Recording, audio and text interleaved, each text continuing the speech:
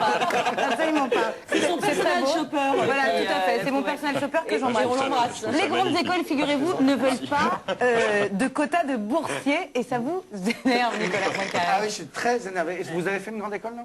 Non, malheureusement pas. Ah bah, dites pas malheureusement pas, parce qu'autour de ce plateau, qui a fait une grande école? Non, mais je sais Voilà, pas, parce merci, que donc, il m'a dit ça avec un tel air sérieux, oui, je me suis dit, c'est il ça, faut que je dise Jean-Louis l'a malheureusement fait. pas. Non, mais pourquoi ça vous énerve?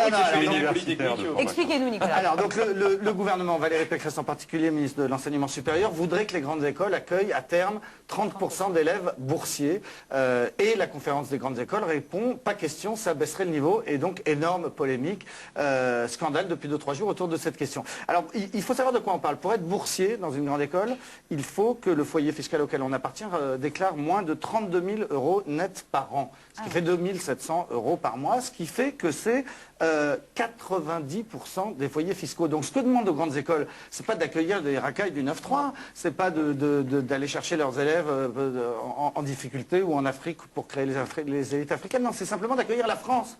On leur demande d'accueillir la France. 30% des Français moyens, de vous et moi, des gens qui déclarent donc moins de 32 000 € par an, enfin dans le foyer fiscal. Et Pierre Tapie, le patron de la conférence des grandes écoles, qui est par ailleurs le patron de l'ESSEC, il dit, pas question, ça baisserait le niveau. Écoutez, avec des arguments que je trouve un peu spécieux. Est-ce que vous pensez qu'on améliorerait le niveau des professeurs de médecine si on imposait que parmi les 100 premiers du concours à l'internat, il y ait 30% de boursiers ?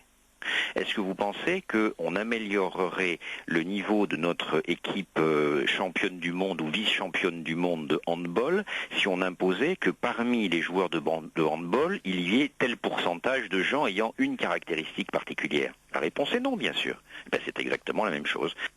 Alors on va laisser tomber l'argument sur le handball, tellement il est débile, la comparaison entre les sportifs et les grandes écoles, ça n'a pas beaucoup de sens. En revanche, il compare avec médecine, il dit est-ce qu'on demande aux étudiants en médecine de représenter l'ensemble des couches sociales de la population? Mais oui, mais en médecine c'est naturellement beaucoup plus diversifié. Parce qu'en médecine, si vous êtes bon à peu près en maths en terminale, vous vous lancez, vous travaillez beaucoup pendant la première année, éventuellement vous la redoublez, vous pouvez devenir médecin. Alors que pour rentrer dans ces grandes écoles, HEC, l'ESSEC, Polytechnique, toutes ces grandes écoles, il faut venir d'une très très bonne prépa. Pour rentrer dans une très très bonne prépa, il faut venir d'un très très bon lycée. Hein, et les très très bons lycées, ils sont où? Ils sont au quartier latin, ils sont à Versailles, ils sont dans le centre-ville à Lyon, ils sont bon. Donc il y a un vrai clivage social, hein, on le dit, 90% des élèves de ces grandes écoles viennent de 10% de la population, c'est une bourgeoisie intellectuelle ou financière qui ne se renouvelle pas. Et les grandes écoles nous disent on ne veut pas de quotas, on a notre sacro-saint concours, tout le monde est à égalité. Non, tout le monde Est-ce que ça peut bouger?